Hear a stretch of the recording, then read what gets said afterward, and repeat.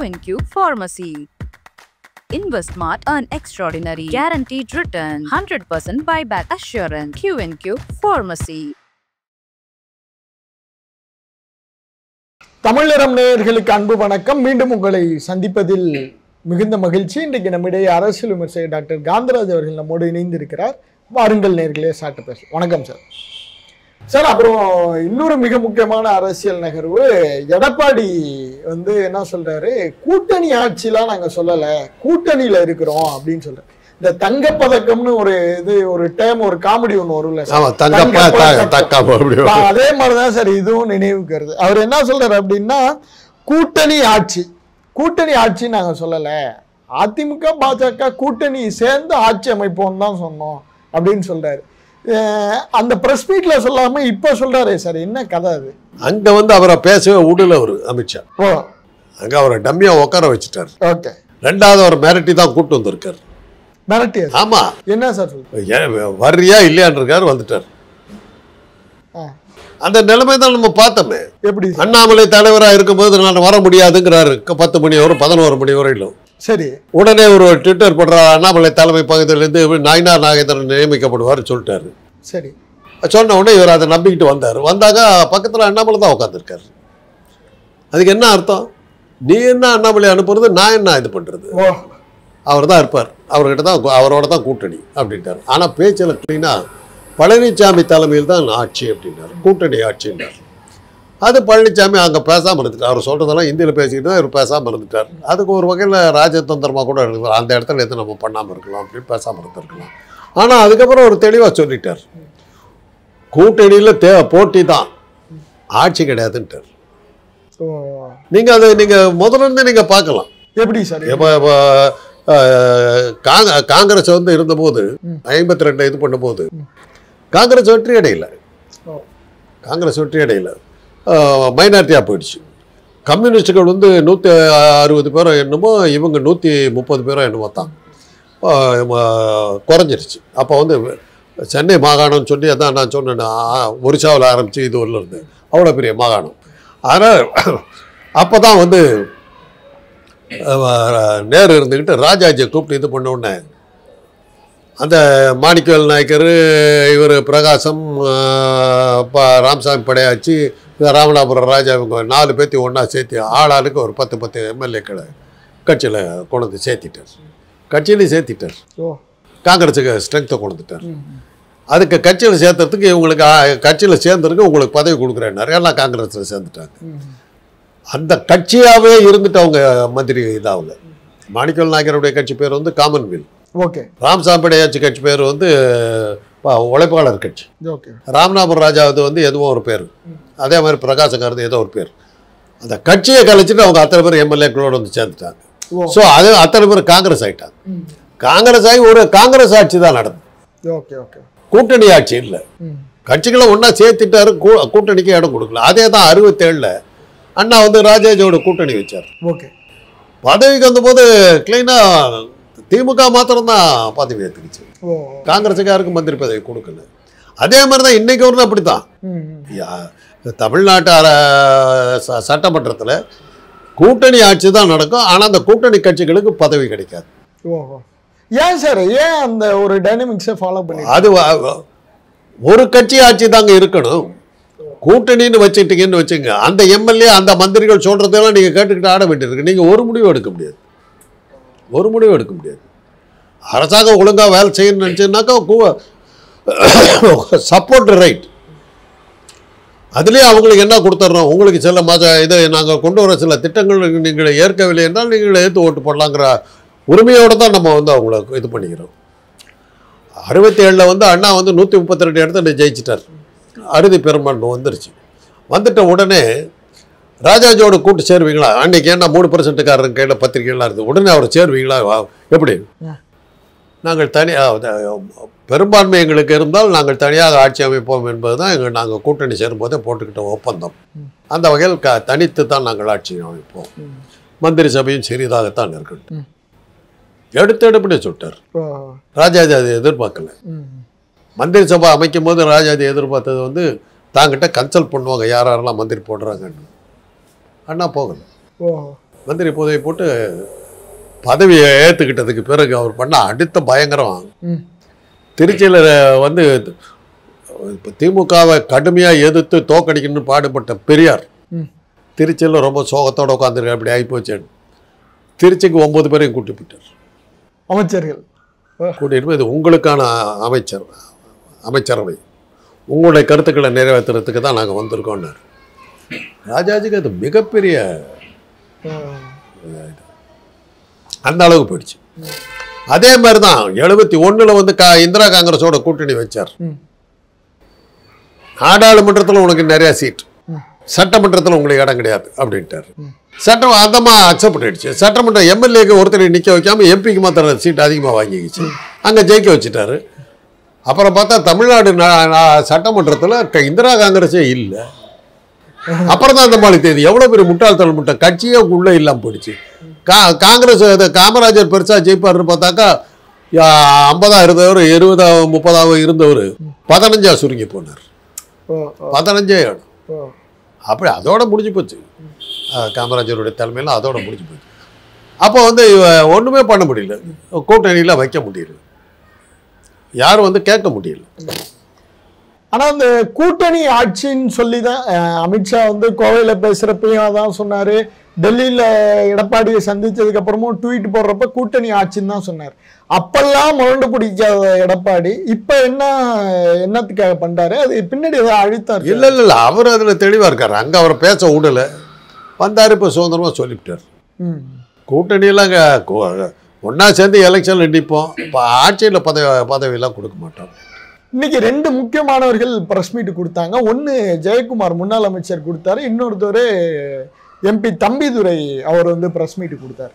அவர் என்ன சொல்றாரு, கூட்டணி ஆட்சிக்கெல்லாம் நாங்கள் என்றைக்குமே ஒத்துக்கவே இல்லை, அது வந்து திட்டமிட்டு பரப்புறாங்க அப்படின்னு சொல்றாங்க. இப்போ செகண்ட் லெவல் லீடர்ஸுக்குள்ளாரையும் அதை பரப்புறாங்களே சார். இந்த கூட்டணி ஆட்சி இல்லைங்கிற மெசேஜ் என்ன மோடிக்கு அவர் இல்லை அதில் தம்பிதுரையில் ரொம்ப கிளியராகவே இருக்கார். ஓ நான் அவர்கிட்ட தான் ஒர்க் பண்ணிட்டு இருக்கேன். அவர் தெளிவாகவே இருக்கார். ஜஸ்டிஸ் பார்ட்டி காலத்திலிருந்து கண்டினியூஸாக அவர் என்ன ஆச்சுன்னு சொல்லிக்கிட்டே வர்றாரு. அவங்களாம் ஆதி காலத்திலிருந்து இருந்தவங்க, அவங்களுக்கு தெரியும். ஜெயக்குமாருக்கெல்லாம் தெரியும்.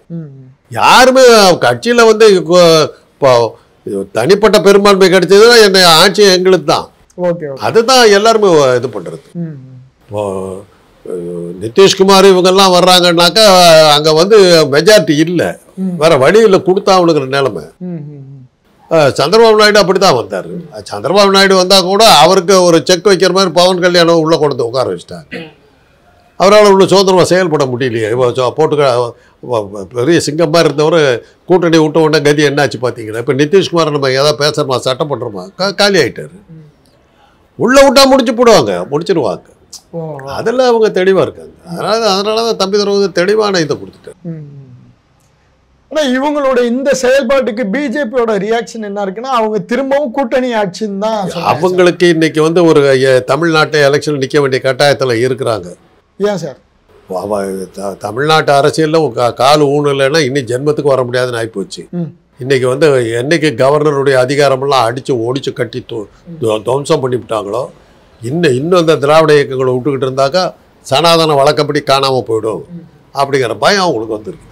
அதனால் எப்படியாவது உள்ள நுழைஞ்சு இந்த திராவிட இயக்கத்துக்களை பலவீனப்படுத்தணுங்கிறதுக்காக தான் அமித்ஷா நேரடியாக வந்ததுக்கு காரணம் அதுதான். காரணம் சமீப காலத்தில் நீதிமன்ற தீர்ப்புகள், சனாதனத்தை அடியோடு அழிச்சு ஒழிக்கிற மாதிரியான தீர்ப்புகள், பாஜகவினுடைய இதெல்லாம் கோட்டையெல்லாம் செதறிட்டு போகுது. அதனால தான் எனக்கு இது போல கதை சொல்றதுல ஒருவேளை எக்கச்சக்கமான சூழ்நிலை வரும்போது அவங்க எமர்ஜென்சிக்கு போனாலும் போகலாம். எடப்பாடி மாத்தி பேசுறாருல சார், முன்னாடி கூட்டணி ஆட்சி இல்லையே, அவரு சொல்லலையே. அவர் மௌனம் சம்மதம் தானே. அப்படி நீங்க முடிவு எடுத்துக்கிட்டா எப்படி? மௌனங்கிறது வந்து மௌனம் கலக்கணாச்சு, குழப்பம் வராம இருக்கிறதுக்காக பேசாம இருக்கிறவங்கிறத கூட அப்படி தைரியமா இருக்கிறவர் அப்ப அந்த மேடையில இல்ல, அது அவர் மேடையில போட்டு பேசிக்கிட்டு இருக்காரு. உள்துறை அமைச்சர் வந்து அது பாருங்க, ஒண்ணு வச்சுக்கோங்க, வீரம் விலை போகாது விவேகம் துணைக்கு வராவிட்டால், கலைஞர் எழுதின வாசனம். போய் ஒரு ரோட் ரோலர் வருது, அப்படியே நீங்கள் அதுக்கு முன்னாடி போய் என்ன பெரிய பெரிய ஒரு மிஷின் இது பண்ணி போய் ஓங்கி ஓச்சிங்கன்னா என்ன ஆவீங்க? நீங்கள் நம்ம காலம் தான் போகும், நம்ம தான் காசு ஆகும். ஜாக்கிரதையாக இருக்கலாம். அந்த மாதிரி ரோட் ரோலர் மாதிரி வந்து உட்காந்துருக்காங்க. அந்த இடத்துல நம்முடைய வீரத்தை காட்டக்கூடாது. அவருடைய ஆட்களை வச்சுக்கிட்டு அவர் பேசிக்கிட்டு இருக்காரு. அவருடைய ஆட்கள்லாம் சுற்றி நின்றுக்கிட்டு இருக்கிறாங்க. அந்த இடத்துல நம்ம பேசுறதுல அர்த்தம் இல்லை. அந்த இடத்துல பழனிசாமி வாயுமே திறக்கலையே. 2 சிரிப்பு மட்டும் இடையில சிரிச்சாரு. அவ்வளோதான். கையை கூட இவரை தான் பிடிச்சி தூக்கிக்கிட்டார். பேசாமல் தூக்கிக்கிட்டு நின்ட்டார். எந்த உணர்ச்சியும் இல்லாமல் தான் நின்றார். அதெல்லாம் நீங்கள் பார்த்தீங்கன்னா தெரியும். அப்புறம் வந்து அப்புறம் இன்றைக்கி பார்க்குற சில செய்திகள்லாம் போட்டபோது பாஜக ஆதரவு செய்திகளில் பழனிசாமி அப்படி பேசினா இப்படி பேசினா வெட்டி ஒட்டி போட்டாங்க. அதை பார்த்தேன். ஆமாம், அதை பார்த்தோம். அது காலையில் இந்த கிரணா அந்த டிவியிலலாம் அது மாதிரி அவர் அப்படியெல்லாம் பேசினார்னு காட்டினாங்க. அது வெட்டி ஓட்டப்பட்டது. அவர் என்னென்னவோ ஆண்டியாக தான் பேசினார். இன்னைக்கு அவருடைய பேச்சுக்கள், அவருடைய ஸ்டேட்மெண்ட்டு கரெக்டாக இருந்தது. Okay okay okay. திராவிட இயக்கத்தை சேர்ந்தவன்ற முறையில் எனக்கு ஒரு மகிழ்ச்சி இருக்கு. Okay sir. இப்போ இந்த அமித்ஷா பல்வேறு நெருக்கடி கொடுத்து எடப்பாடியை வர வச்சிருக்கிறார். கடைசி நேரத்தில் காலவாரி விட்டுருவாரு அப்படிங்கிற மாதிரியான செய்தி. காலவாரி விட்டுனாக்க நீங்கள் வந்து பெரிய ஆளாக இருந்தால் தாங்க காலவாரி விட முடியும். நீங்கள் உறுதியாக நிற்கிறீங்கன்னா தாங்க உங்கள் காலவாரி விடணும். நீங்களே படுத்து கிடக்குறீங்க, உங்களுக்கு போய் காலவாரி விட்டுருக்குறது என்ன? உங்களுக்கு நிற்கிறதுக்கு ஊடுகோல் தானே அதிமுக. படுத்துல கிடக்குறீங்க. இங்கே என்னவா இருக்கிறீங்க? ஒன்றுமே கிடையாது. நீங்கள் வேற சில பத்திரிகைகளை தவிர உங்களுக்கு யார் இருக்கா அந்த கட்சியில் இந்த பாஜக பேசுறதுக்கு? ஏன் சார் 11.8 எடுத்திருக்காங்க போன இந்த கதையெல்லாம் சொல்லிட்டு இருக்காங்க. தேர்தல் ஆணையம் கொடுத்த கணக்கு தானே. அப்புறம் அவங்க சீமானை கொடுத்தா 3வது பெரிய கட்சின்னாங்க. கேட்டுக்க வேண்டியதுதான். ஆமாம் சார், கேட்டுக்க வேண்டியதுதான். இதுல இந்த அதிமுக பாஜக கூட்டணி நிறைய தொண்டர்களே அழுதுலாம் வீடியோ போடுறாங்க சார். நீங்க பார்த்துருக்க கூடுன்னு நான் நினைக்கிறேன். இது பெரிய தாக்கத்தை ஏற்படுத்தாதா? ஏன்னா தொண்டர்கள்ட்ட பெரிய அதிருப்தி இருக்கு. மேல மட்டும் தலைவர்கள் ஒன்று கூடனா அந்த கூட்டணி எப்படி போகும் சார்? அதிமுக தொண்டர்கள் வந்து கூட்டணி வைக்கிறதே எதுக்குறாங்க. அதுதான் சொல்றேன். அழுகுறாங்க சார். அதுவே எதுக்குறாங்க. ஆனா சில விஷயங்களை நம்ம அவங்களுக்கு எக்ஸ்பிளைன் பண்ணணும். எப்படி சார்? அது கூட்டணியில் இருக்கிறதுனால வரக்கூடிய சில அட்வான்டேஜஸை நம்ம சொல்லணும். ஒரு ஒன்றிய அரசனுடைய கட்சி அது. ஓகே. அவங்களுக்கு இருக்கிற செல்வாக்கு நம்ம பயன்படுத்துவதன் மூலமாக லோக்கலில் இருக்கிற ஆட்சியில் இருக்கிற ஆட்சியாளர் எதுக்கிறதுக்கு அந்த செல்வாக்கு பயன்படும். நம்ம வெற்றிக்கு அதெல்லாம் தேவை அப்படிங்கிறதெல்லாம் நம்ம எக்ஸ்பிளைன் பண்ணாக்க, தொண்டர்களுக்கு எக்ஸ்பிளைன் பண்ணாக்க அவங்க அக்செப்ட் பண்ணிடுவாங்க. அது மாதிரி கொண்டு வரணும். ஆனா ஒரு பொருந்தா கூட்டணின்னு சொல்றாங்களே சார். பொருந்தா கூட்டணி எத்தனை பெண்களுங்க வந்து புருஷனை விரும்பி கல்யாணம் பண்ணிட்டாங்க. அவங்க கல்யாணம் அதுக்கு பிறகு சரி வேற வழி இல்லைன்னு கட்டிக்கிட்டு இருக்க இது பண்ண வேண்டியதுதான். அது மாதிரி தான் இதான் எலெக்ஷன் வரும்போதே மேட்டர் ஆஃப் அட்ஜஸ்ட்மெண்ட். ஓகே. பாஜகவும் திமுகவும் கூட்டணியாக நின்னாங்க. வாஜ்பாய் ஒரு காரணம் காட்டி ஏதோ சொல்லி கூட்டணி நின்னாங்க. அதை விட இதெல்லாம் நீங்கள் பேச முடியும். இந்த காமன் மினிமம் ப்ரோக்ராம் சொல்றப்பே அது ஒரு கூட்டணி ஆட்சியை நோக்கி தான் நகர்த்துறாங்கிற புரிதல் கூட இல்லாமையா சார் ஒரு தலைவர் இருப்பாரு. அதில் வந்து நீங்கள் அதில் தான் திமுக நீங்கள் பார்த்தா இது பண்ணணும். ஓகே. இங்கே அவங்க எந்த ஆட்சியிலையும் பங்கு யாருக்கும் பங்கு கொடுக்கல. ஆனால் டெல்லியில் இருக்கும் போதெல்லாம் பங்கு வாங்கினாங்க. ஆட்சியில் இடம் பிடிச்சாங்க. ஆனால் அதுக்கு காரணமாக இருந்தது வந்து முதல்ல அந்த காரணமாக இருந்தது வந்து எம்ஜிஆர். அவர் கையில் ஆட்சியில் இருந்தபோது அந்த டெல்லியில் தகராறுலாம் வந்தபோது முதன்முறையாக திராவிட இயக்கத்தை சேர்ந்த 2 பேருக்கு அமைச்சர் பதவி ஒன்றிய அரசில் கிடைச்சிது. அது ஒன்றும் காங்கிரஸ்காரர்கள் தான் இருக்க முடியும். ஓகே. சத்யவாணி முத்துவும் பாலா பழனூர் 2 பேர் திராவிட இயக்கத்தை சேர்ந்தவங்க, அண்ணா திமுகவை சேர்ந்தவங்க 2 பேர். அதுதான் முதலாக திராவிட இயக்கத்தை சேர்ந்தவர்கள் வந்து பதவிக்கு வந்தது. அதை எம்ஜிஆர் அது கிளீனாக இருக்கும். இதை கொடுத்தா உனக்கு ஆதரவுன்னார். அதுலேயும் இப்போ என்ன மாதிரி போஸ்ட்டு? பெட்ரோலியத்துறை. அப்பா, பெட்ரோலியத்துறைங்கிறது அன்றைக்கி வந்து நம்பர் 1 டிபார்ட்மெண்ட்.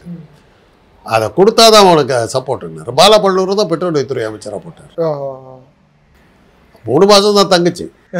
அதுக்குள்ளார பாலா பழனூர் மெக்சிகோலாம் போய் ஒரு ரவுண்டெல்லாம் அடிச்சுட்டு விட்டார். அதெல்லாம் வேற விஷயம். முதல் முறையாக வந்து திராவிட இயக்கத்தை சேர்ந்தவர்கள் ஒன்றிய அரசில் வந்து அமைச்சராக இருந்தது வந்து எம்ஜிஆர் அன்னைக்கு வந்து கூட்டணி அரசில் எங்களுக்கு இடம் கொடுத்தா உங்களுக்கு ஆதரவுன்னார். அப்போ கூட்டணி அரசாங்க அதனுடைய விளைவு தான் பாஜக இதை ஜனசங்க ஆட்சி வாஜ்பாய் ஆட்சி இருந்தாலும் கூட அவங்களால ஒன்றுமே செய்ய முடியல. இத்தனை பேர்த்துக்கும் பதில் சொல்லிட்டு போனதில் அது 3 மாதத்தில் விழுந்துருச்சு.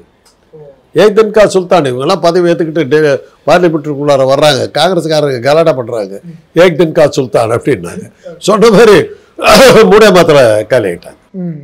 3-4 மந்திரி மாறினாங்க. சந்திரசேகர், ஐக்கிய குஜரால் இந்த மாதிரிலாம் வரிச்சு ஒரு 4-5 பேர் 3 மாதம் இருந்துட்டு போனாங்க அந்த டைமில்.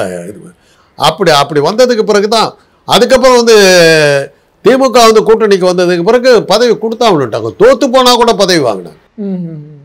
நாடாளுமன்ற தேர்தலில் கம்ப்ளீட்டாக தோத்தாங்க. மாறனுக்கு பதவி வாங்கிட்டார்ல கலைஞருக்கு, இது வாங்கினார், பதவியில் உட்கார வச்சார். இப்போ இந்த 2026க்கான இந்த அதிமுக பாஜக கூட்டணி, திமுக கூட்டணி, இது எப்படி சார் இருக்கும்? எப்படி இவங்க ஜெயிக்கிறது வாய்ப்பு இருக்கா? என்ன திட்டத்தை பாஜக வச்சிருக்கு? தேர்தல் நேர்மையாக நடந்ததுன்னா பாஜக பற்றி கொஸ்டின் பண்ண வேண்டிய அவசியமே இல்லைங்க. ஓகே, நேர்மையாக நடந்தால் பாஜக அதை நீங்கள் ரூல் அவுட் பண்ணிடலாம், தள்ளிடலாம். அது அவங்க நிற்கிறதா ஈரோடு தேர்தல் மாதிரி தான். என்ன சார் இப்படி சொல்றீங்க? அவ்வளோதான் இருக்கு. தேர்தல் நேர்மையாக நடந்ததுன்னா ஈரோடு தேர்தல் தான். இல்லைன்னாக்கா தேர்தல் ஆணையத்தை சமாளிக்கிறதுக்கு இவங்களுக்கு சக்தி இல்லைன்னு அர்த்தம். ஓகே, நன்றி sir. Q&Q Pharmacy. Services available: medicine, optical, diagnostics, audiology. Q&Q Pharmacy.